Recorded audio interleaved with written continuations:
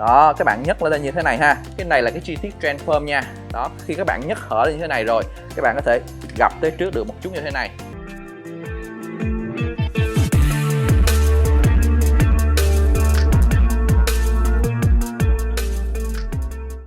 Hi, all my friend, welcome to unboxing and review the Transformer show today. Hi, xin chào tất cả các bạn. Chào mừng tất cả các bạn đến với show Unbox Review Transformer của mình ngày hôm nay nha. Và hôm nay bên cạnh mình đây là một cái hộp màu đỏ ha. Có gợi nhớ cho các bạn cái gì không? Táo hả?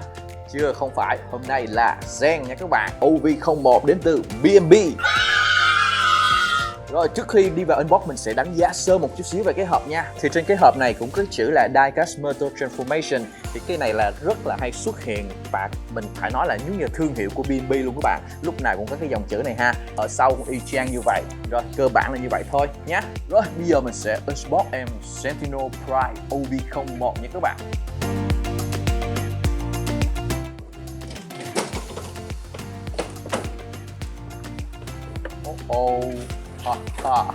Rồi, đây là một cái cuốn sách hướng dẫn nè. Cuốn sách cũng khá là hay ha. Quá là to luôn. Rồi mình sẽ đi ngay vào nhân vật chính luôn nha các bạn.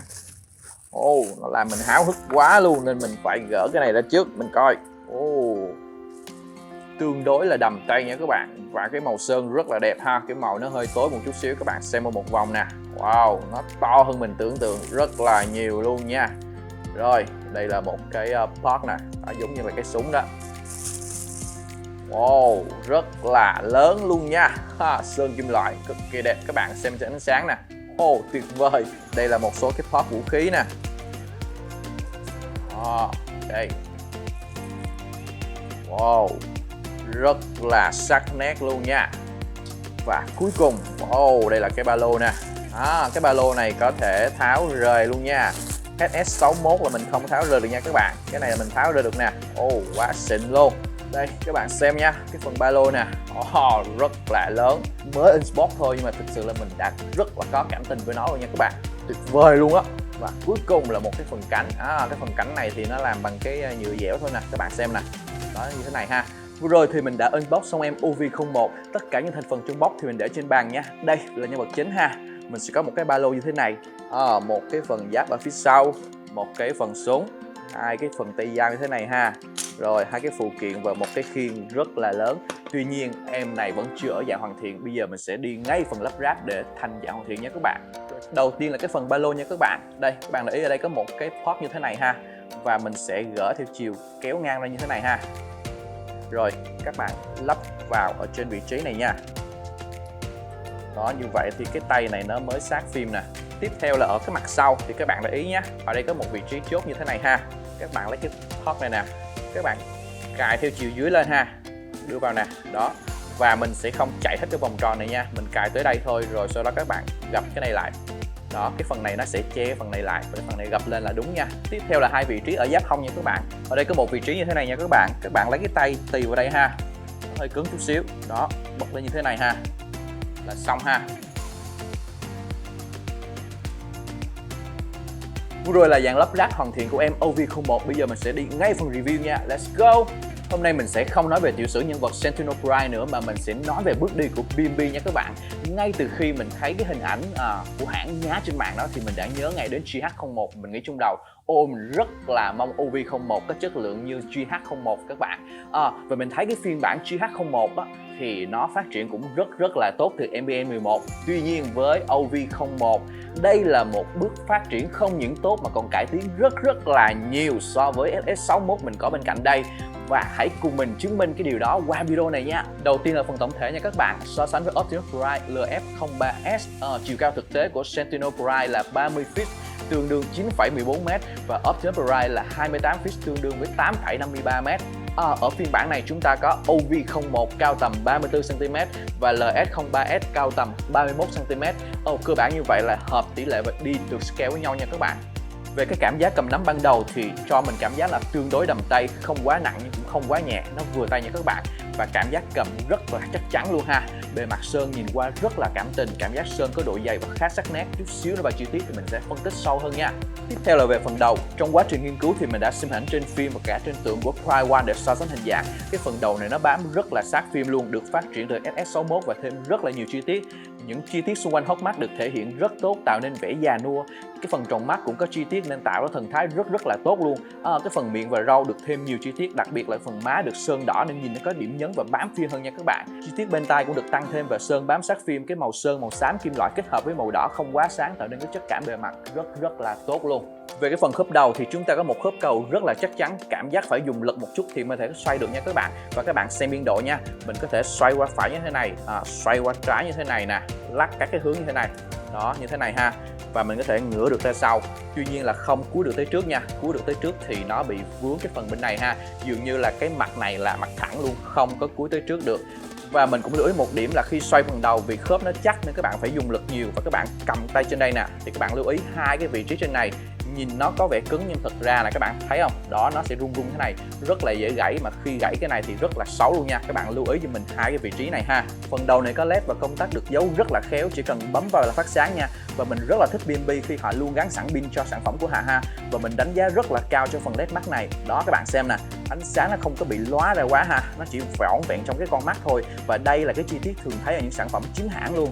Và khi mình nhìn kỹ vào mắt thì mình thấy từng tia của con người đó, nó chút xíu và họ làm rất là chi tiết và nó làm tăng cái giá trị thẩm mỹ cho cái con mắt này nha các bạn. Tiếp theo là phần thân cho mình cái cảm giác rất là chắc chắn nha các bạn. Từ chi tiết phần cổ nối xuống phần thân là một sự phát triển tuyệt vời từ SS61 ha.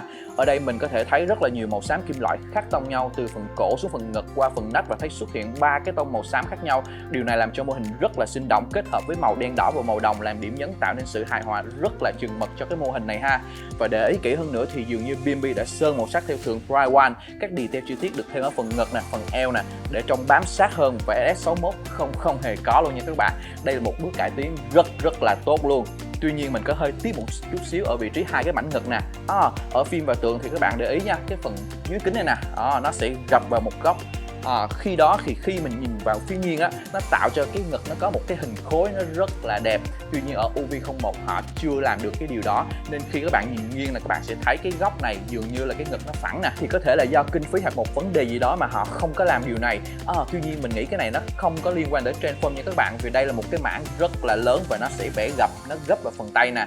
Vì vậy hoàn toàn mình có thể tạo thêm một cái khớp ở chỗ đây để mình bẻ cái này xuống nè, thì nó sẽ đẹp hơn ha, rất là tiếc luôn. Và các bạn để ý nha, cái phần dây nhựa nối từ đây ra phía sau nè thì mình thấy họ làm cũng khá là sơ sài, nên cái phần dây nhựa này cũng chưa có được đẹp lắm ha. Tiếp theo là về cái chi tiết bên trong sau lưng này ha, vì ảnh hưởng Transform nên nó không có bám sát phim được nha các bạn, nó là một cái mảng màu tối thôi. Tuy nhiên cái phần sau lưng này là một phần cải tiến rất là tốt so với S61 mà mình cực kỳ thích luôn. Ở S61 đây nè, cái phần kính xe nè nó sẽ để ở phía sau và nó gắn vào cái phần đuôi nha.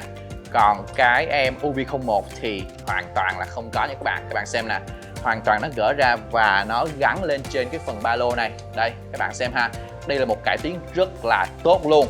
Chính vì nhờ điều đó nên cái phần sau của em UV01 các bạn thấy ha, nó rất là gọn và nó không hề bị thô luôn. Họ cho mình thêm một cái phần cánh. Đây, cái phần cánh này thì họ làm bằng cái nhựa dẻo nè các bạn thấy không?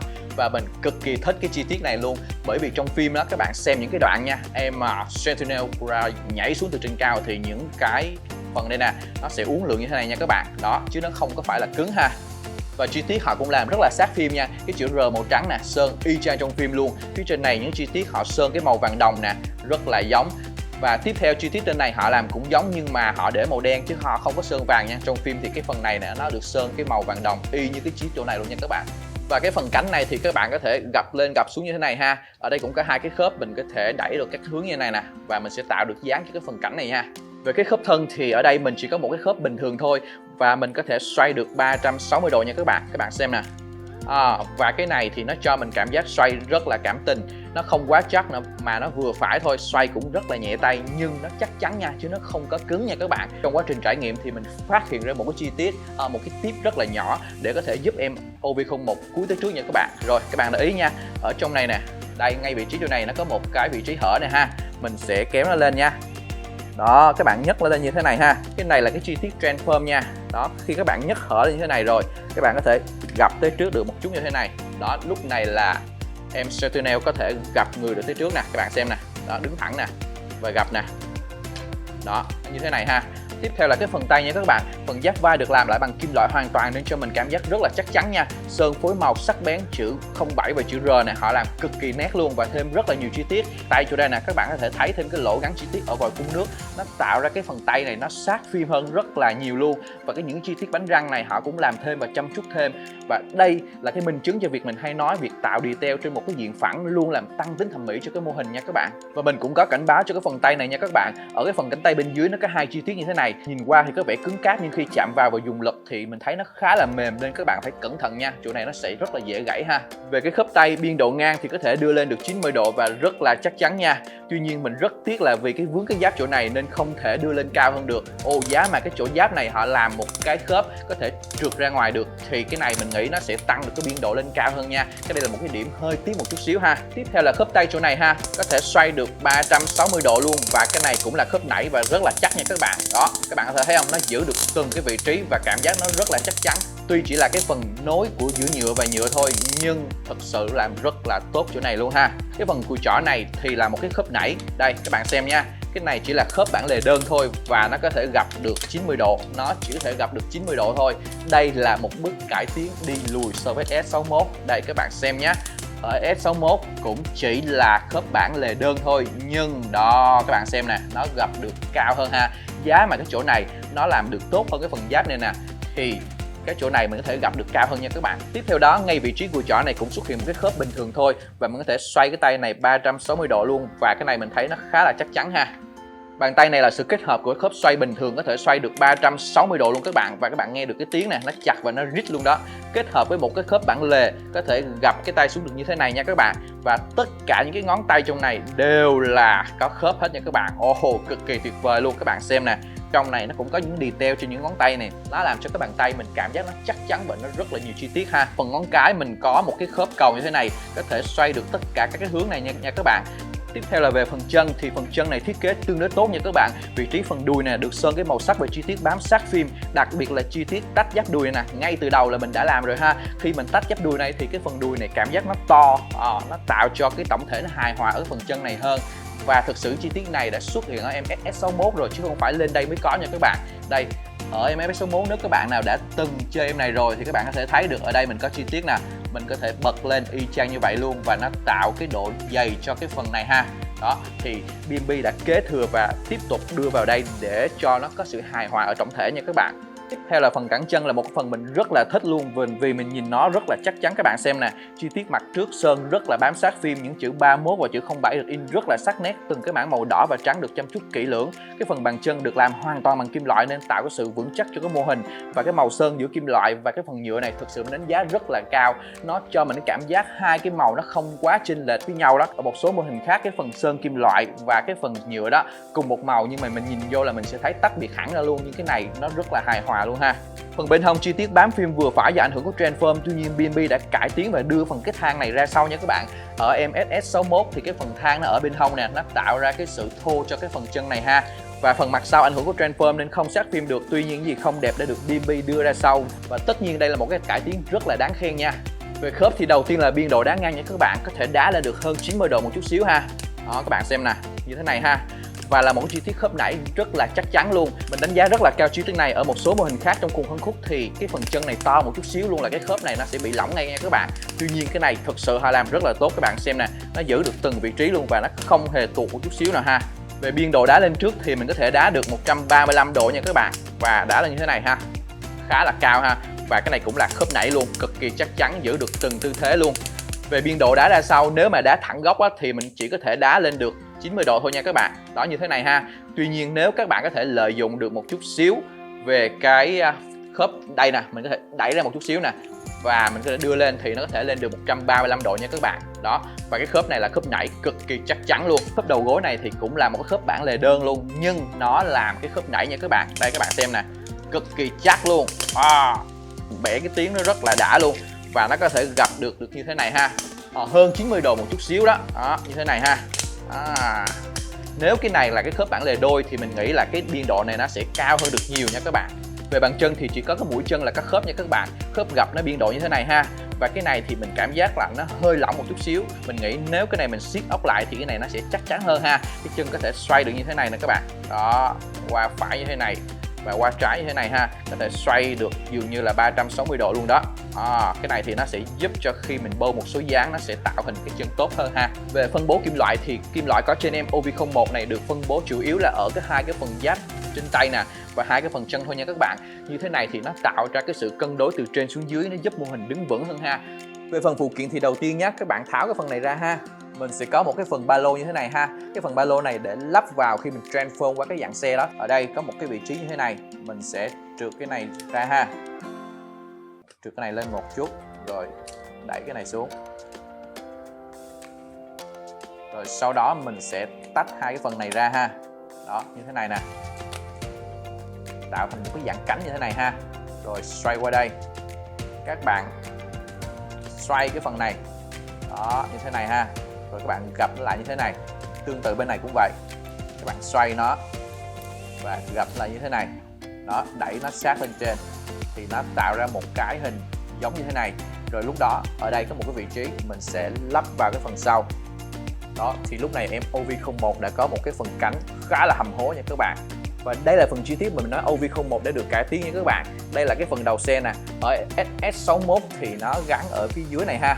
Và lên em OV01 nó đã đưa cái chi tiết từ dưới này và nó gắn lên ở phía trên này nha các bạn. Đây là một cái chi tiết mình thấy cũng khá là hay. Nó tạo cho cái phần này tuy là cảm giác nó hơi thô một chút xíu nhưng nó có cái sự hài hòa và cảm giác là nó hoành tráng nha. Tiếp theo thì mình có hai cái port như thế này, các bạn gắn vào. Đó, thì nó sẽ tạo thành một cái đại đao cho em OV01. Chi tiết họ sơn rất là sắc nét, có những chữ Cybertron ở đây và những chi tiết móc này nó y chang như trong phim luôn nha các bạn. Thực sự đây là một cái thanh đao rất là đẹp luôn. Mình có thể gắn vào cái phần tay như thế này ha. Ở trong cái bàn tay nó cũng có một cái vị trí lõm. Đó, bạn thấy không? Đã cầm được cái đao rồi. Và cái này mình thấy cực kỳ giống Thanos luôn, y chang như cái đao của Thanos. Và cái phần tay cầm vũ khí rất là chắc chắn, nó không có hề lỏng lẻo chút xíu nha các bạn. Tiếp theo thì mình có một cái phần súng cái phần súng này mình cực kỳ thích luôn Mình chơi em OV01 thì mình sẽ không phải mua cái bản kit thêm giống như em SS61 này ha. Cái khẩu súng rất là đẹp và nó khó led luôn. Có một công tắc ở đây, mình bật là nó có phần led màu đỏ nó phát sáng ha. Cực kỳ tốt luôn và họ làm bám sát phim nha. Ở đây có một vị trí nè, mình có thể bẻ xuống như thế này. Đó, rồi lắp vào tay. Đó, như thế này ha. Tiếp theo thì mình cũng có một cái khiên như thế này. Cái khiên rất là lớn, các bạn xem tỷ lệ với bàn tay nè. Mình cầm nó to như cái bàn tay mình luôn ha. Và những chi tiết trên này họ làm rất là tốt luôn. Các bạn có thể thấy cái detail màu đây nè, màu đen trên đây. Họ làm bám sát phim y chang như cái tượng luôn các bạn. Thực sự mình đánh giá rất là cao những cái phụ kiện đi kèm em này ha. Sau này nó có một cái vị trí như thế này. Ở đây mình có thể xoay qua xoay lại như thế này ha. Rồi mình sẽ cho cầm thử trên tay nha. Và cái phần khiên này khá là nặng, tuy nhiên các bạn xem nè.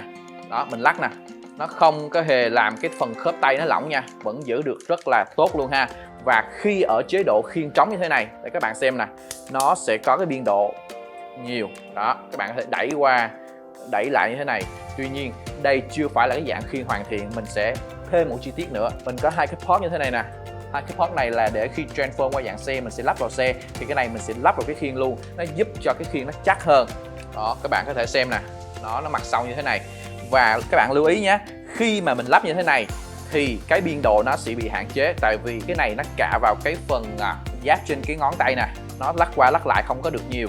Tuy nhiên cái phần này nó tạo cảm giác là cái khiên nó chắc chắn hơn cái bàn tay hơn, nó không có bị lắc qua lắc lại quá nhiều đó. Cái phần súng này mình có thể gắn được vào cái khiên này luôn. Thì mình có một cái tip nhỏ thế này. Đầu tiên nha, các bạn gập cái phần này xuống như thế này nè. Đó, gập sát xuống như thế này. Rồi các bạn trượt cái phần này vào. Đây, các bạn trượt theo chiều này nha. Đó là nó giữ chắc luôn. Và đây là cái dạng khiên hoàn thiện các bạn xem nhé. Vừa lắp được hai cái port này và lắp được cái phần súng đây này luôn. Và nó rất là chắc chắn luôn. Đây mình lắc nè, không có hề rớt ra luôn nha các bạn. Và các bạn xem nhé, khi cái khiên này lắp đủ phụ kiện vào, nó có đủ độ nặng rồi đó, thì các bạn xem nè, nó tương đối chắc thôi. Đó, nó vẫn giữ được, nhưng mà các bạn nếu mình lắc nhiều nó sẽ tụt xuống dần dần. Thấy không? Tạo dáng để yên thì không sao đâu. Đó, nhưng nếu mà lắc á thì nó sẽ tụt xuống. Cơ bản phần phụ kiện là như vậy nha các bạn. Bây giờ mình sẽ đi ngay phần review chi tiết dạng xe nha. Vừa rồi thì mình đã train em OV01 qua cái dạng phương tiện nha các bạn. Về cái dạng phương tiện thì Sentinel Prime biến hình thành một chiếc Evo Fire Charge của hãng Rosenbauer. Như các bạn đã thấy cái biểu tượng chữ R nè, trên thân xe là cái viết tắt của hãng nha các bạn. Cơ bản thì về tỷ lệ ở dạng C của OV01 giống với đời thực và có vẻ hơi dài hơn một chút xíu. Khi trend qua thì cho mình cái cảm giác cầm nắm chắc chắn và liền khối nha. Tuy cái hơi khó khăn ở vị trí chốt cài trong những bước trend cuối, nhưng mà cố gắng thì các bạn sẽ trend được thôi nha. Ở đây thì những đường cắt xẻ ở thân xe phía sau không có giống lắm do ảnh hưởng của trend foam, nhưng cái điều này thì hoàn toàn chấp nhận được nha các bạn. Và màu sơn thì mình thấy nó bám sát thực tế, đặc biệt những cái chữ in rất là nhỏ và sắc nét, cho nên là các bạn có thể thấy được và đọc được những chữ rất là nhỏ luôn. Và hãng đã cố gắng in những chữ này bám theo những chiếc xe ngoài đời thực nhất nha. Cái phần đầu xe cũng làm tương đối giống, tuy nhiên mình rất tiếc cho cái phần kính xe này là cái chất liệu nhựa trong mờ, nhưng mờ quá và nhựa có vẻ không tốt nên nhìn nó có cảm giác là miếng nhựa hơn là miếng kính, gây mất thẩm mỹ nha các bạn. Đặc biệt hai cái bánh xe trước có thể bẻ hướng qua phải qua trái giống như chuẩn bị là rẽ vậy đó, thì cái này mình thấy khá là hay ha. Về phần lan can xe nó có hơi dày hơn so với thực tế, nhưng mà mình thích vì so với tỷ lệ thì nó làm chiếc xe trở nên hầm hố hơn. Và đặc biệt là phần bên trên nóc xe, đây các bạn thấy nè, những cái miếng nhựa mình cầm vào mình thấy hơi mỏng nhưng được sơn rất là đẹp và nhìn như cái kim loại đó. Và những chi tiết như ống khói, những cái detail này thì họ đúc cắt rất là kỹ và sơn cực kỳ sắc bén luôn. Ngoài ra thì chiếc vòng phun chữa cháy này cũng có khớp có thể bẻ và vươn ra được như thế này và mình thấy rất là chắc chắn nha. Phần đuôi xe khá giống với đời thực khi có hai thang hai bên, một bên thẳng và một bên hình phễu các bạn xem nè. Tuy nhiên về cái sọc sơn trắng đó thì ở thực tế thì nó hướng lên, còn cái này là nó hướng xuống nha. Về cơ bản thì đây là dạng phương tiện của Sentinel Pride sát với đời thực nhất và mình thấy cực kỳ ưng ý luôn. Vừa rồi thì mình đã unbox và review xong cho các bạn xem em OV01 đến từ BMB. Kết luận lại một chút xíu nha. Đây là một phiên bản oversize từ SS61 mà mình cho rằng là cực kỳ tốt đến từ BMB luôn các bạn. Sơn đẹp nè, khớp cực kỳ tốt, có những chi tiết phát triển cực kỳ hay và trong tầm giá 1,7 triệu thì mình xin khẳng định đây là mẫu trend form được sát phim nhất cho đến thời điểm này, cực kỳ đáng chơi luôn các bạn. Các bạn thấy sao thì hãy cho mình biết dưới phần comment nha. Nếu thích thì hãy cho mình một like, một share, bấm nút subscribe nếu chưa subscribe và bấm vào nút chia sẻ nha. Và bây giờ nán ngay làm chút xíu đi ngay phần show in nha. Let's go.